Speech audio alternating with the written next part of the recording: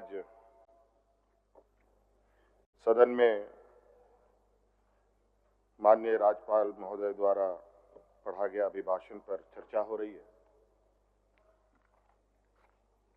और मुझे लगता है अध्यक्ष महोदय, राज्यपाल महोदय जिन्होंने ये अभिभाषण सदन को सुनाया, ये अभिभाषण अध्यक्ष महोदय मुझे लगता है कि इससे पूर्व में जितने भी अभिभाषण पढ़े गए हैं उन सब में सबसे छोटा और सबसे अधिक दूरदर्शिता के साथ दिखाया गया अध्यक्ष महोदय। और ये अभिभाषण नहीं अध्यक्ष महोदय, ये अभिभाषण राज्यपाल जी के द्वारा जो पढ़ा जाता है, पूर्व में भी पढ़े गए और इस बार भी पढ़ा गया, सदन को बताया गया। अध्यक्ष महोदय, ये अभिभाषण नहीं, ये सरकार का एक श्वेत पत्र होता है और इससे बिल्कुल ये स्पष्ट है कि सरकार झारखंड के लिए क्या करना चाहती है और इस राज्य को किस दिशा में ले जाना चाहती है।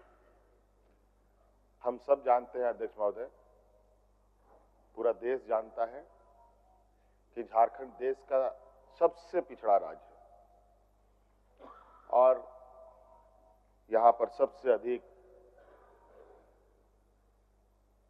आदिवासी, दलित, पिछड़ा, अल्पसंख्यक, किसान, मजदूर तबके के लोग वास करते हैं।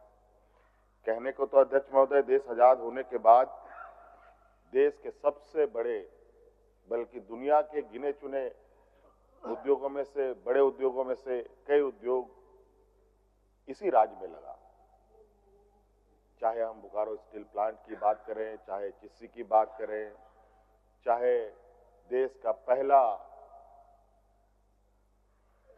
खाद उत्पादन करने वाला सिंदरी फर्टिलाइजर फैक्ट्री की बात करें, चाहे और उस समय की बात है अध्यक्ष महोदय जब देश को टाटा बिरला के नाम से जाना जाता था और वो टाटा बिरला भी इसी राज्य में सबसे पहले इन लोगों ने अपने कार्यकलाप, अपने उद्योगों को लगाना प्रारंभ किया था अध्यक्ष महोदय। उसके बावजूद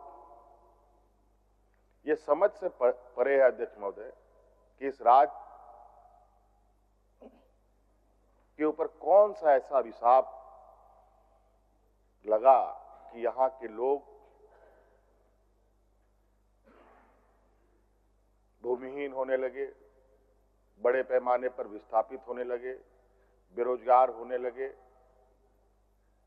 अलग अलग राज्यों में पलायन की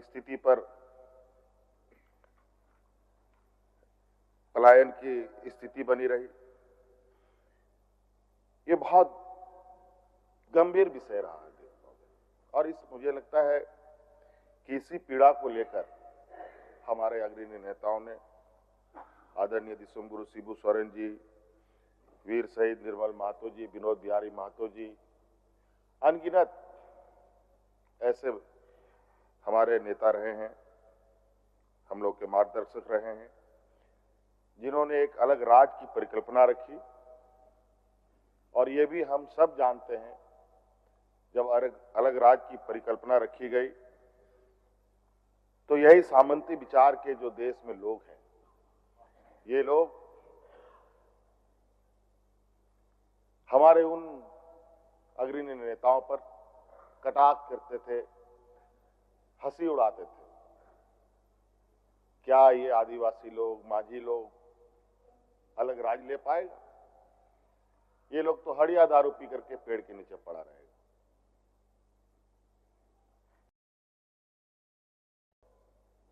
हमें गर्व है उन महापुरुषों के ऊपर जिन्होंने अपना लक्ष्य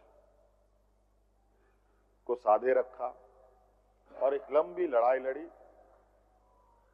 और अंतोगत्वा 2000 ईस्वी में जो लोगों को असंभव लगता था वो संभव करके दिखाया, अलग राज करके दिया। माननीय हमारे विपक्ष के लोग बराबर इस बात को कहते हैं कि आदरणीय अटल बिहारी वाजपेयी जी ने राज को अलग किया। ये बात सही है अध्यक्ष महोदय। अटल बिहारी वाजपेयी जी तत्कालीन प्रधानमंत्री थे। उन्होंने इस बात पर मुहर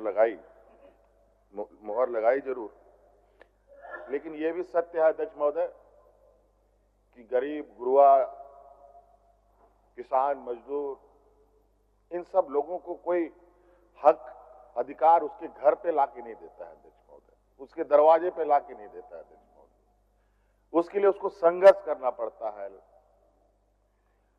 और छोटा मोटा संघर्ष नहीं अध्यक्ष महोदय, ये तो अलग राज का बात था। और इस राज की लड़ाई दिन, महीने नहीं, साल नहीं, बरसों बरस गुजर गए अध्यक्ष महोदय। कई लोग शहीद हो गए, कई महिलाएं विधवा हो गई, कई नौजवान अनाथ हो गए, और इस पीड़ा को हम लोगों से अधिक कोई नहीं समझ सकता अध्यक्ष महोदय।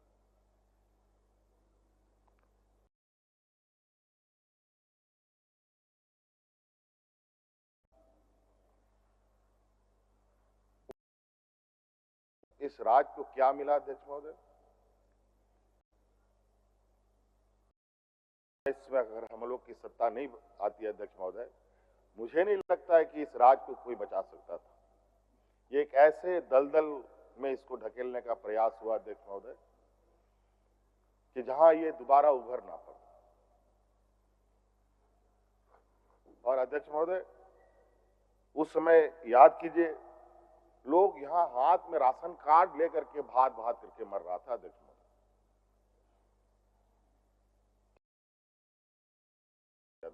कई किसानों ने आत्महत्या किया अध्यक्ष महोदय, उसका गवाह मैं भी रहा हूं अध्यक्ष महोदय। मैंने देखा उन किसानों को जिन्होंने आत्महत्याएं की, जो भूख से मरे अध्यक्ष महोदय, उनको भी मैंने अपनी आंखों से देखा।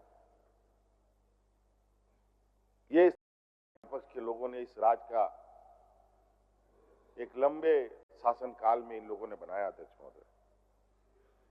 और अध्यक्ष महोदय, हम लोगों की सरकार 2019 में महागठबंधन की सरकार बनी, और उस समय भी सरकार को सत्ता से बेदखल करने के लिए कई तरीके के हथकंडे अपनाए। मैं नहीं जाना चाहूंगा उस विषय पर, लेकिन उन वक्त का मैं कुछ विषय आपके सामने रखता हूं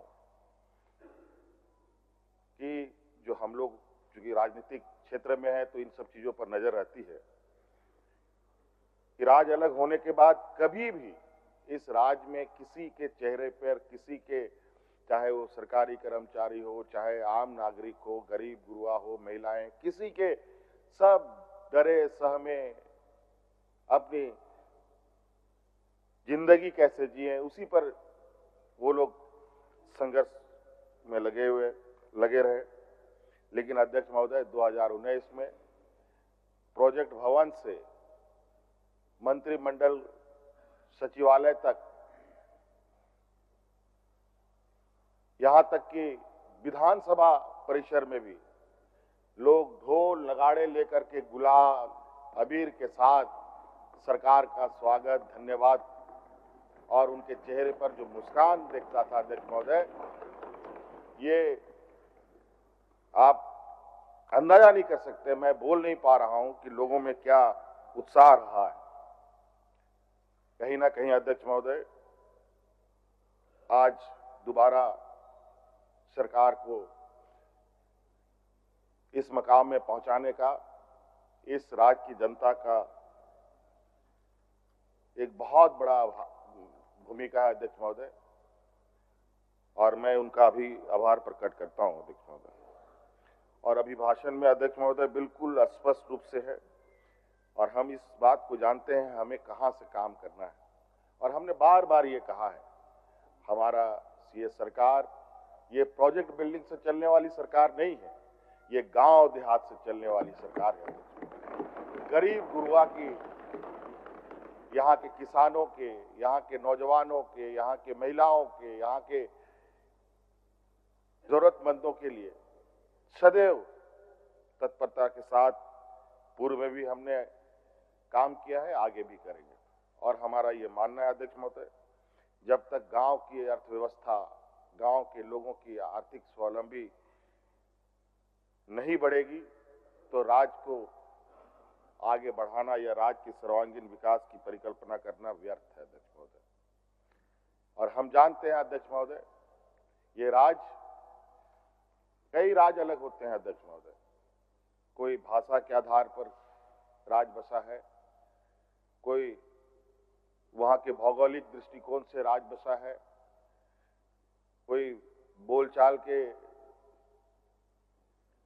वजह से वो राज्य जाना जाता है। लेकिन ये राज्य अध्यक्ष महोदय, ये आंदोलन की उपज है, ये एक संघर्ष, एक खून से सिंचा हुआ ये राज्य है अध्यक्ष महोदय। और इसलिए अध्यक्ष महोदय यहाँ के लोग बहुत स्वाभिमानी होते हैं।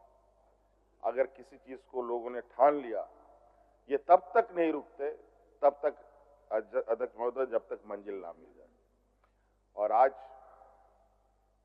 निश्चित रूप से अध्यक्ष महोदय,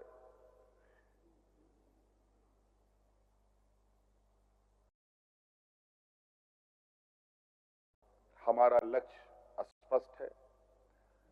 इस राज्य के हर वर्ग और जो हमारे शहीदों का सपना है, उसको पूरा करने का हम लोग, पूरी सरकार कटिबद्ध है अध्यक्ष महोदय। और आप देखेंगे अध्यक्ष महोदय, हम लोगों ने तो लगभग 2019 के सरकार के कार्यकाल में लगभग राज्य के सर्वांगीण विकास के नींव हम लोगों ने डाल दिए। अब उस पर बिल्डिंग खड़ा करने की आवश्यकता है अध्यक्ष महोदय। ये पूरा लगभग हम लोगों ने जो एक जमीनी स्तर का जो विषय है वो हमारे पहले ही तैयार है। और अब बहुत जल्द आप देखेंगे अध्यक्ष महोदय, चाहे शिक्षा के क्षेत्र में हो, स्वास्थ्य के क्षेत्र में हो, यहाँ के भूमिहीन के लोगों के विषय में हो, यहाँ के लोग जो रोजगार से संबंधित विषय है उसको लेकर हो, ये सभी चीजों के अवसर इतने बड़े पैमाने पे आने वाले समय में इस राज्य को मिलने जा रहा है अध्यक्ष महोदय। अध्यक्ष महोदय, क्योंकि अभिभाषण है, अभिभाषण पर हम अपनी बातों को रख रहे हैं, और मैं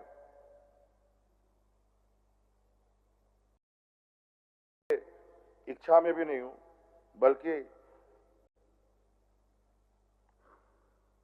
कार्यों को लोगों के आंखों के सामने दिखाना हमारी पहली प्राथमिकता है, ताकि लोगों को यह पता चले कि आज हम लोगों ने कितनी लंबी लकीर इस राज्य के लिए खींचा है।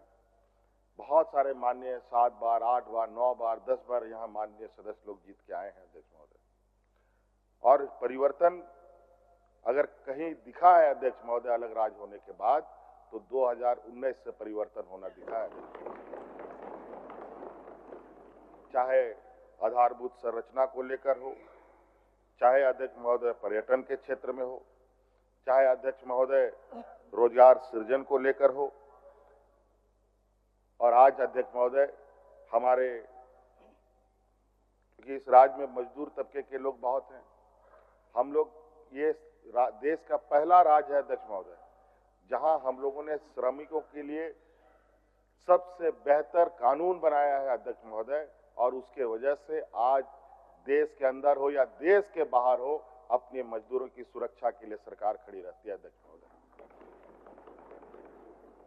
और अध्यक्ष महोदय विशेष नहीं, और आपका बहुत बहुत धन्यवाद अध्यक्ष महोदय। मैं चाहूंगा कि हमारे विपक्ष के साथी परस्पर सहयोग करें, और आप देखेंगे और आपको भी अच्छा लगेगा। आज आप देखिए रांची शहर में हमारे आदरणीय सीपी सिंह साहब बुजुर्ग हो गए हैं, इतने बुजुर्ग हो गए, शहर को बढ़ता गिरता उठता देखा इन्होंने, लेकिन हम लोगों ने शहर को एक नया आयाम देने का काम किया। आज बड़े बड़े फ्लाईओवर यहाँ पर देखने को मिल रहे हैं। अभी आप देखेंगे कि रांची का चहुमुखी विकास किस तरीके से होगा। हर दिन एक नया अध्याय इस राज्य में जुड़ेगा अध्यक्ष महोदय। बस आज तो हम लोग चलना शुरू किए हैं, अभी तो बहुत तेजी से और रफ्तार के साथ चीजों को आगे हम लोग बढ़ाएंगे। अध्यक्ष महोदय, मुझे बोलने का आपने अवसर दिया, बहुत बहुत धन्यवाद। जोहार। खबर का मतलब बवाल न्यूज। हमारे चैनल को सब्सक्राइब जरूर करें।